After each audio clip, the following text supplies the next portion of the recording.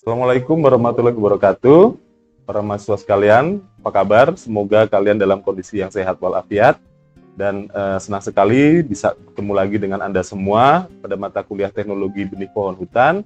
Pada kesempatan ini, kita akan belajar bersama tentang pengantar produksi benih pohon hutan. Capaian pembelajaran mata kuliah pada pertemuan ini adalah setelah mengikuti pertemuan ini, itu kami harapkan mahasiswa akan mampu untuk memahami dan menjelaskan teknik-teknik produksi benih pohon hutan untuk kegiatan pembangunan hutan. Di awal akan kita pelajari dulu apa itu benih. Benih adalah bagian tanaman yang digunakan untuk perbanyakan atau perkembangbiakan. Nah, benih ini bisa berupa biji ataupun bagian tanaman lain seperti pucuk, seperti akar, seperti batang, cabang, dan lain-lain. Selama itu dapat digunakan untuk perbanyakan tanaman, itu dapat kita kategorikan sebagai benih. Nah, kalau biji sendiri merupakan hasil pembuahan pada tanaman yang berbunga. Sementara kalau ada istilah bibit, nah seringkali kita akan rancu antara bibit dengan benih. Kalau bibit sendiri adalah tumbuhan muda calon pohon yang dihasilkan dari benih. Jadi kalau benih itu dia masih berupa entah itu biji, pucuk, stek, batang, dan lain-lain. Tapi kalau bibit ini dia sudah tumbuh menjadi tanaman muda yang akan ditanam di lapangan. Sumber benih merupakan satu pohon atau hutan atau tegakan ya, baik yang tumbuh secara alami atau hutan alam maupun yang ditanam sebagai hutan tanaman yang pada akhirnya nanti akan digunakan untuk memproduksi benih yang akan dikumpulkan benihnya untuk kegiatan pembangunan hutan. Berikutnya, pengertian yang selanjutnya adalah genotip. Apa itu genotip? Genotip adalah potensi tampilan pohon yang ditentukan oleh susunan gen yang terdapat pada kromosom. Faktor genotip inilah yang kemudian akan diturunkan oleh pohon induk kepada turunannya. Pohon dengan genotip yang baik, harapannya dia akan menghasilkan keturunan yang baik pula. Begitu. Nah, kemudian kalau fenotip adalah tampilan pohon seperti yang kita lihat dengan mata kita. Ya. Jadi kalau fenotip ini apa yang tampak, kalau genotip itu apa yang ada, potensi yang apa yang ada di dalam.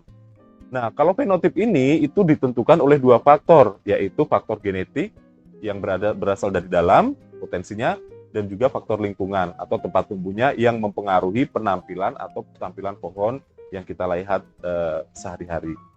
Nah, pohon plus adalah pohon terpilih yang merupakan pohon yang berpenampilan baik, yaitu dia memiliki fenotip yang baik, yang dipilih untuk produksi benih. Harapannya di sini adalah karena fenotipnya baik, maka dia memiliki genotip dan juga tumbuh di tempat tumbuh yang baik, sehingga pohon ini dikategorikan sebagai pohon plus yang kemudian dipilih untuk digunakan sebagai indukan produksi benih.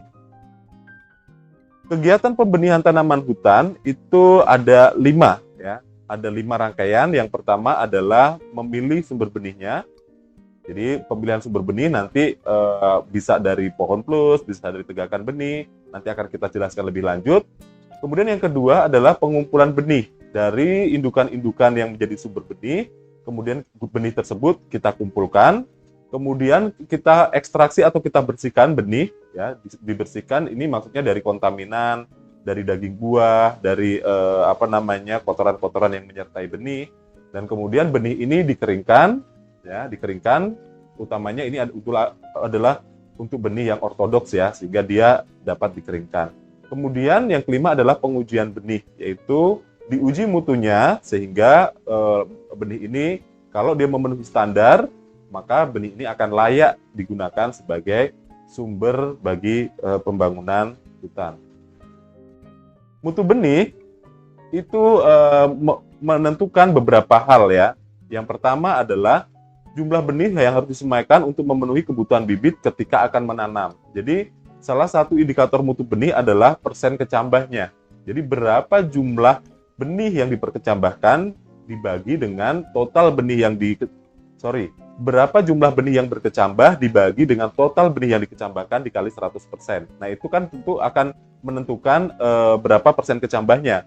Benih yang baik, dia akan memiliki persen kecambah yang baik. Sehingga kalau kita sudah mengetahui persen kecambahnya, maka kita dapat memperhitungkan atau mengestimasi jumlah benih yang harus disemaikan untuk memenuhi kebutuhan bibit ketika kita akan melakukan penanaman. Jumlah bibit yang berikutnya ya, faktor yang berikutnya adalah jumlah bibit yang tumbuh menjadi pohon yang normal setelah ditanam. Jadi benih yang baik itu akan memiliki kemampuan untuk menjadi pohon yang normal pada saat dia ditanam. Nah, yang terakhir, mutu benih ini akan menentukan jumlah pohon yang memiliki sifat yang diinginkan ketika akan dipanen. Jadi, dari benih yang mutu benih itu menentukan berapa sih dari total bibit yang kita tanam yang nantinya akan menghasilkan pohon yang memiliki sifat yang kita inginkan. Nah, seperti kita tahu bersama bahwa untuk tanaman hutan, sifat-sifat yang diinginkan antara lain ya batangnya lurus, kemudian diameternya besar, bebas cabangnya tinggi, kemudian percabangan ringan sehingga mata kayunya menjadi kecil atau dapat tidak menghasilkan mata kayu yang besar dan menurunkan kualitas kayu, serta ketahanannya terhadap hama dan penyakit. Nah, mutu benih tanaman hutan itu dikelompokkan ke dalam 3 parameter atau 3 golongan, yaitu yang pertama adalah mutu fisik. Mutu fisik benih yaitu mutu yang berkaitan dengan sifat fisik seperti ukurannya, di mana benih yang berukuran lebih besar itu harapannya adalah potensi berkecambahannya juga lebih besar karena dia mengandung lebih banyak cadangan makanan. Kemudian keutuhan, benih yang utuh tidak ada bekas gangguan hama penyakit itu diharapkan memiliki kesehatan yang baik sehingga akan memiliki potensi tumbuh yang besar. Kondisi kulit juga menentukan, misalnya kulit yang mulus, tidak ada cacat, itu juga diharapkan memiliki kemampuan berkecambah yang lebih baik. Kemudian kerusakan kulit benih akibat serangan hama dan penyakit atau perlakuan mekanis. Nah, itu juga menjadi pertimbangan untuk menentukan mutu fisik dari sebuah benih. Yang kedua adalah mutu fisiologis benih. Apa itu mutu fisiologis? Mutu fisiologis benih merupakan mutu yang berkaitan dengan sifat fisiologisnya. Misalnya, kemampuan benih untuk berkecambah. Karena benih-benih yang memiliki kemampuan tinggi untuk berkecambah adalah benih yang sudah masak secara fisiologis. Artinya, embrionya sudah siap, kemudian kotiledonnya juga mengandung banyak cadangan makanan, dan juga mengandung banyak hormon yang akan digunakan untuk proses perkecambahan. Yang terakhir adalah mutu genetik benih, yaitu mutu benih yang berkaitan dengan sifat yang diturunkan dari pohon induknya. Itu sebabnya kita menginginkan atau selalu berupaya untuk mendapatkan benih dari pohon-pohon yang memiliki sifat yang baik, sehingga diharapkan keturunannya atau anakan yang akan dihasilkan juga memiliki mutu genetik yang baik pula. Sumber benih di dalam kehutanan itu ada 4 ya, ada 4 sumber benih dalam sektor kehutanan yang dapat digunakan sebagai sumber benih untuk pembangunan kehutanan.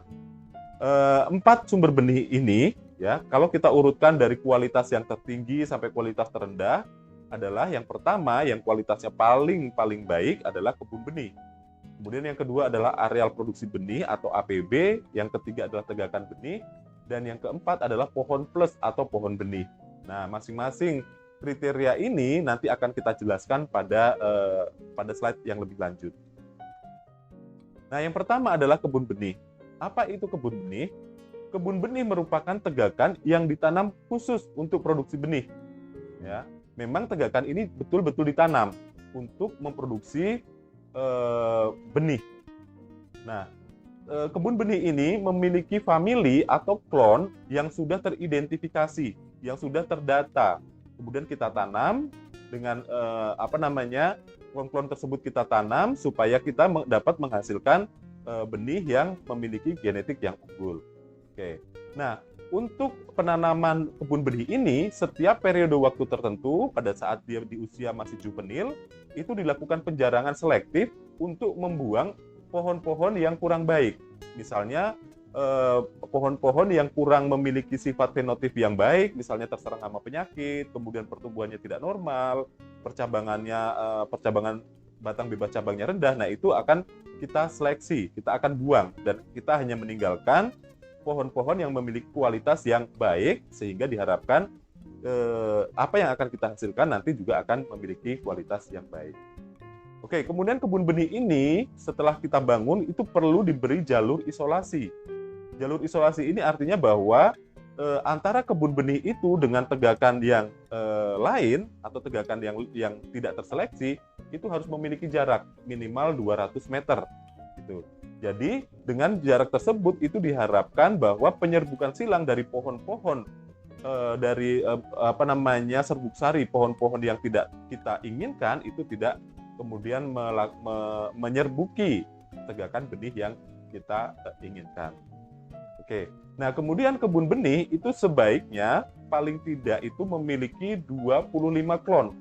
Kebun benih yang ditanam di satu areal itu diharapkan paling tidak itu memiliki 25 klon atau famili. Nah, lebih banyak lebih bagus. Kenapa kalau kita membutuhkan banyak klon? Supaya tidak terjadi perkawinan inbreeding. Kenapa? Karena kalau terjadi perkawinan inbreeding, ditakutkan akan terjadi kemerosotan genetik. Sehingga kalau ada 25 klon yang ditanam pada satu kebun benih, diharapkan terjadi penyerbukan silang, dan dengan adanya penyerbukan silang ini antar klon, maka diharapkan mutu genetiknya tidak akan merosot. Nah, kemudian kebun benih ini dapat berasal dari biji, ya, dari dari pohon yang berasal dari biji, juga bisa dari pohon yang berasal dari perkembangbiakan vegetatif, gitu. Jadi bisa dua-duanya. Kenapa? Karena walaupun dia berkembang dari vegetatif, tetapi kan nanti yang akan kita ambil di sini adalah biji atau benih-benih vegetatifnya, misalnya pucuk atau cabang-cabangnya, sehingga tidak masalah dia berasal dari perbanyakan vegetatif. Nah, selain menghasilkan benih, kebun benih juga dapat menghasilkan bahan perbanyakan vegetatif lain seperti misalnya stek, ya, stek itu bisa stek batang, stek cabang, kemudian stek akar juga bisa, kemudian pucuk dan mata tunas. Jadi tidak hanya benih ya, tidak hanya biji, tetapi juga benih dalam bentuk yang lain. Nah, kelas yang kedua adalah areal produksi benih atau APB. Apa itu? APB merupakan tegakan benih yang telah ditingkatkan mutunya dengan cara penjarangan yang dilakukan terhadap pohon-pohon yang kualitasnya tidak baik dan yang terserang hama penyakit. Nah, contohnya misalnya area produksi benih ini, misalnya pada satu hamparan, ya, pada satu wilayah, pada satu tegakan, itu didapatkan bahwa banyak terdapat pohon-pohon yang memiliki fenotip yang baik. Kemudian, wilayah tersebut ditetapkan sebagai area produksi benih. Nah, cara kita untuk memuliakan atau meningkatkan mutu benih yang dihasilkan dari tegakan tersebut adalah melakukan seleksi, yaitu menghilangkan pohon-pohon yang memiliki fenotip yang kurang baik, sehingga akan disisakan pohon-pohon yang memiliki fenotip yang unggul dan diharapkan akan memberikan keturunan yang unggul pula. Nah, penjarangan ini dilakukan sehingga menyisakan pohon-pohon yang terbaik, yaitu kira-kira jumlahnya adalah 100 pohon per hektar saja. Jadi hanya 100 pohon per hektar yang kita sisakan dalam satu areal produksi benih, dan yang lainnya itu kita seleksi atau kita hilangkan supaya meninggalkan pohon-pohon yang berkualitas unggul. Kemudian pada areal produksi benih ini juga itu diupayakan diberi jalur isolasi seperti yang kebun benih tadi ya. Jadi jalur isolasi ini lebarnya paling tidak adalah 200 meter dari tepi areal. Nah, fungsinya sama dengan kebun benih tadi, yaitu untuk menghindari terjadinya polinasi atau penyerbukan dari polen-polen atau serbuk sari yang tanaman yang tidak kita inginkan. Nah, berikutnya adalah tegakan benih. Apa itu tegakan benih? Tegakan benih adalah sekumpulan pohon yang telah diidentifikasi pada hutan alam atau hutan tanaman yang memiliki fenotip unggul untuk sifat-sifat yang penting. Misalnya, pohonnya lurus, kemudian percabangannya ringan, kemudian bebas cabangnya tinggi sehingga cocok digunakan sebagai indukan atau sumber benih. Nah, bedanya dengan areal produksi benih tadi adalah pada tegakan benih ini itu tidak dilakukan seleksi atau penjarangan, begitu. Jadi areal ini semua pohon yang ada di tegakan ini itu akan digunakan sebagai sumber benih, begitu. Jadi tidak ada sentuhan atau pemuliaan untuk penjarangan untuk meningkatkan mutu dari benih yang dihasilkan. Nah, untuk tegakan benih ini itu dipilih areal atau tegakan yang cukup tua dan sudah mulai memproduksi benih atau sudah masa generatif ya. Nah, yang terakhir adalah pohon plus atau pohon benih.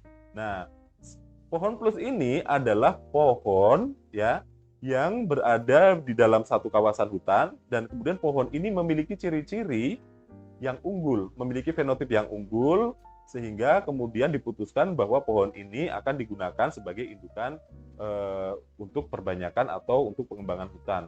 Nah, kenapa ini dipilih? Karena kebanyakan sebagian besar pohon hutan di Indonesia ini belum mengalami proses domestikasi atau proses pemuliaan yang lanjut. Nah, oleh sebab itu kalau kita menginginkan benih-benih yang unggul itu jarang tersedia di pasaran. Ya, mungkin ada jenis-jenis tertentu yaitu jenis-jenis komersil yang banyak dibudidayakan oleh HPH atau banyak dibudidayakan oleh pada hutan tanaman industri seperti sengon, seperti akasia mangium. Nah, itu mungkin ada, tetapi untuk sebagian besar jenis pohon hutan yang lain itu belum pernah dilakukan pemuliaan yang lebih lanjut. Oke. Kemudian, nah ini saya akan berbagi sedikit pengalaman pada saat saya melakukan seleksi pohon plus ya. Seleksi pohon plus, kebetulan waktu itu saya melakukan penelitian ya. Penelitian bekerja sama dengan Rainforest Alliance dan itu mengidentifikasi tanaman aren yang memiliki kriteria plus sehingga dapat dijadikan sebagai indukan atau pohon plus. Nah, untuk tanaman aren sendiri ada 10 kriteria berdasarkan literatur yang saya baca ya. Berdasarkan beberapa literatur hasil-hasil penelitian terkait dengan aren yang saya baca, yang pertama adalah umur pohon. Kemudian kondisi kesehatannya, kemudian lilit batangnya, kondisi daun, jumlah pelepah daun, warna daun, panjang pelepah daunnya, jumlah tangkai buah bunga betina atau kolang-kalingnya, produksi niranya, kemudian rendemen atau hasil pengolahan niranya. Nah, tanaman aren itu dikategorikan unggul apabila memenuhi kriteria, misalnya umurnya lebih dari 10 tahun, kondisi kesehatannya tidak ada tanda-tanda serangan hama penyakit, lilit batang pada ketinggian 1 meter dari permukaan tanahnya minimal 105 cm, kondisi daunnya melengkung atau merunduk gitu, rimbun dan merunduk ya, karena dia kaya akan nutrisi sehingga memiliki berat jenis yang lebih tinggi. Oleh karena itu dia merunduk. Kemudian jumlah pelepah daunnya itu minimal 14 helai, kemudian warna daunnya hijau gelap dan tampak mengkilap, apalagi kalau terkena sinar matahari. Kemudian panjang pelepah daunnya itu 7 meter, kemudian jumlah tangkai bunga betina atau kolang-kalingnya itu lebih dari 7 tandan, kemudian produksi niranya lebih dari 35 liter, dan rendemennya, hasil pengolahan gulanya itu sekitar 7 liter itu menjadi 1 kg gula. Nah, ini adalah perbandingan beberapa sumber benih ya, antara kebun benih, areal produksi benih, tegakan benih, dan pohon benih ditinjau dari beberapa parameter. Yang pertama adalah tujuan awal pertanamannya, asal-usul benihnya, mutu pohon induknya, serta mutu benihnya. Ya, kita lihat satu persatu.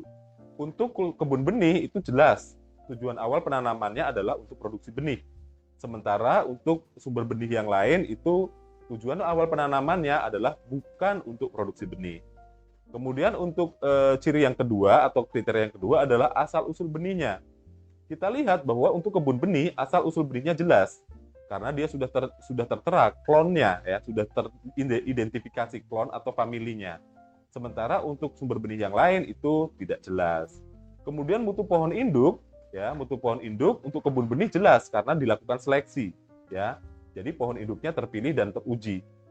Sementara untuk areal produksi benih atau APB itu tegakan terpilih, telah dijarangi, tetapi belum teruji, gitu. Nah, kemudian untuk tegakan benih, dia tegakannya terpilih, belum dijarangi dan belum teruji. Oke. Kemudian yang pohon benih itu yang paling rendah adalah pohonnya terpilih, tegakannya juga belum terpilih. Jadi hanya pohon-pohon saja yang terpilih. Jadi mungkin dalam satu wilayah atau dalam satu tegakan hanya ada satu pohon plusnya atau pohon benihnya. Nah, untuk mutu benih itu kebun benih jelas unggul. Kemudian untuk APB itu terkategori baik. Untuk yang tegakan benih itu agak baik, dan untuk pohon benih atau pohon plus itu terkategori sedang. Kemudian penampilan pohon atau fenotip itu ditentukan oleh sifat genetik atau genotip dan faktor lingkungan seperti yang saya jelaskan di awal tadi. Atau kalau dalam persamaan atau equation dapat kita tuliskan sebagai F sama dengan G plus L, di mana F ini adalah fenotip merupakan fungsi dari genotip ditambah dengan faktor lingkungan. Nah, oleh karena itu pemilihan pohon benih sebaiknya dilakukan pada lingkungan yang seragam. Kenapa? Karena kalau pada lingkungan yang seragam, maka pohon yang tumbuh baik itu memang disebabkan oleh faktor genetik yang baik. Karena faktor lingkungannya seragam. Begitu. Kalau pohon itu tumbuhnya tidak seragam, bisa jadi genetik yang kurang baik tetapi mendapat faktor lingkungan yang baik, dia akan menunjukkan fenotip yang baik. Sehingga kita akan kecele gitu. Nah, pada lingkungan yang tidak seragam ini sulit untuk memilih pohon yang mempunyai sifat genetik yang baik karena pengaruh faktor lingkungan itu besar ya. Jadi pengaruh faktor lingkungan itu sangat besar. Contoh pengaruh faktor lingkungan yang berperan terhadap fenotip sebuah pohon adalah adanya angin misalnya kan. Angin itu kan akan membuat tiupan angin yang terus-menerus akan membuat pertumbuhan bibit menjadi condong dan akhirnya akan menimbulkan timbulnya kayu reaksi. Kemudian adanya pengaruh naungan. Jadi jenis-jenis tanaman yang intoleran itu kalau misalnya dia terkena naungan maka pertumbuhannya tidak akan maksimal. Dan yang terakhir adalah adanya misalnya pengaruh genangan atau drainase yang jelek atau buruk. Di mana kita tahu bahwa perakaran pohon itu pada umumnya membutuhkan sirkulasi udara yang baik untuk respirasi dan apabila ada penggenangan maka sirkulasi oksigen tidak dapat dijangkau oleh perakaran dan akhirnya tanaman tidak mampu menyerap unsur hara dan air dengan baik dari media tanam atau dari akar. Nah, ini adalah contoh perbedaan tempat tumbuh terhadap fenotip pohon. Walaupun genotipnya sama, tetapi karena tempat tumbuh yang berbeda, maka dapat menghasilkan fenotip atau penampakan pohon yang berbeda. Untuk pemilihan pohon benih ataupun penghasil kayu, misalnya itu ada ciri-ciri pohon yang harus dipilih ya. Pohon yang dipilih untuk produksi kayu itu contohnya dia harus memiliki batang yang lurus dan tinggi. Nah, jangan sekali-kali memilih pohon yang tampak pendek atau tampak bantet ya, tampak pendek, kemudian bengkok dan percabangannya rendah. Nah itu harus dihindari karena apa? Karena akan menghasilkan volume kayu yang rendah. Kita menginginkan pohon yang lurus dan tinggi supaya menghasilkan volume kayu yang tinggi. Nah, pohon lurus ini disukai juga karena kayu yang bengkok atau kayu reaksi itu akan memiliki kualitas yang rendah. Kemudian jangan memilih pohon yang terasing. Apa itu pohon terasing? Pohon terasing adalah pohon yang tumbuh secara soliter, sendiri, tidak ada pohon sejenis yang dekat dengannya. Nah, kenapa kok pohon terasing ini tidak disarankan untuk dipilih? Itu karena kalau pohon terasing dia akan terjadi inbreeding atau self pollination ya. Jadi akan terjadi pembuahan mandiri dan dengan pembuahan mandiri itu variasi genetiknya akan menjadi lebih sedikit sehingga akan terjadi degradasi atau penurunan genetik. Nah, kalau kita memilih pohon dalam satu kawasan hutan, misalnya kita ingin memilih pohon plus atau pohon benih di antara pohon-pohon yang ada pada gambar ini, kita lihat bahwa pohon yang berada di tengah-tengah itu adalah pohon yang kita pilih atau pohon plus karena dia tumbuh lurus ke atas, batang bebas cabangnya tinggi, kemudian pohonnya lurus, batangnya tinggi dibandingkan dengan pohon-pohon yang ada di sekitarnya. Kenapa pohon yang di sebelah kanan kanan kita ini tidak dipilih? Karena dia walaupun dia tingginya sama, tetapi dia batang bebas cabangnya lebih rendah. Kenapa pohon yang di kiri tidak kita pilih? Karena dia memiliki kayu yang melengkung atau kayu reaksi. Sementara dua pohon yang paling pinggir di kiri kanan ini tidak dipilih karena dia memiliki pertumbuhan yang tidak baik. Nah, beberapa kriteria pemilihan pohon benih. Ada kriteria-kriteria yang harus dipenuhi untuk sebuah pohon dijadikan sebagai sumber benih. Yang pertama adalah pertumbuhannya tinggi dan diameternya di atas rata-rata. Yang kedua, batangnya lurus. Yang ketiga, batang bebas cabangnya tinggi. Yang keempat, tajuknya normal sesuai dengan karakter jenis pohon tersebut.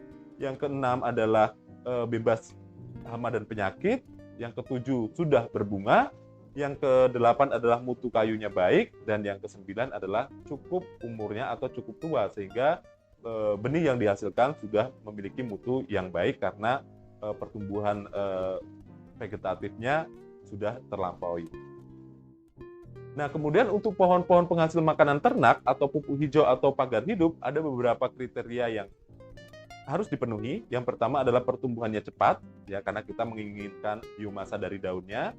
Kemudian produksi daunnya tinggi, ya. Kemudian daun cukup bergizi, kandungan CN rasionya rendah. Kemudian daya pangkasnya tinggi, pohon ini mampu dipangkas, kemudian akan tumbuh terubus kembali dengan cepat. Kemudian mudah diperbanyak secara vegetatif. Kemudian bebas hama dan penyakit. Kemudian cukup pendek karena untuk hijauan makan ternak, pupuk hijau kan perlu penanganan yang intensif sehingga diharapkan tidak merepotkan pada saat penanganan sehingga diharapkan pohon yang lebih pendek. Kemudian tahan kekeringan dan cukup tua. Nah, untuk pohon penghasil buah itu beberapa kriteria yang diinginkan adalah pertumbuhannya baik, kemudian memiliki buah yang lebat, memiliki rasa buah yang manis, berukuran besar, pohonnya bebas hama dan penyakit, percabangannya pendek sehingga mudah untuk dipanjat dan dikelola ya, karena kan banyak buah juga yang membutuhkan pengelolaan untuk produksinya, misalnya penjarangan buah, kontrol hama penyakit, pembungkusan untuk menghindari hama dan sebagainya. Kemudian bebas hama penyakit dan kondisinya cukup tua. Nah, kemudian berapakah sebaiknya jumlah pohon benih? Nah, ada pertanyaan ya, kira-kira berapa sih sebaiknya pohon benih? Nah, untuk menjaga keragaman genetik benih yang dihasilkan, pohon benih itu sebaiknya cukup banyak ya, cukup banyak, dan kalau bisa itu lebih dari 30 pohon. Kenapa? Karena seperti yang saya jelaskan di awal tadi, untuk menghindari self-pollination, dan karena self-pollination ini dapat mengakibatkan terjadinya degradasi atau penurunan genetik. Oke. Nah, jumlah pohon yang banyak penting untuk mempertahankan keragaman genetik benih yang dikumpulkan. Oke ya. Baik, demikian yang bisa saya sampaikan pada kuliah pada hari ini.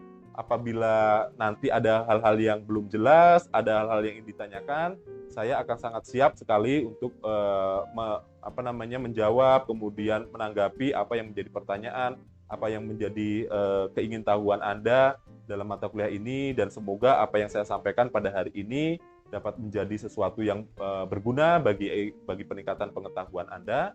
Saya akhiri kuliah pada hari ini. Assalamualaikum warahmatullahi wabarakatuh.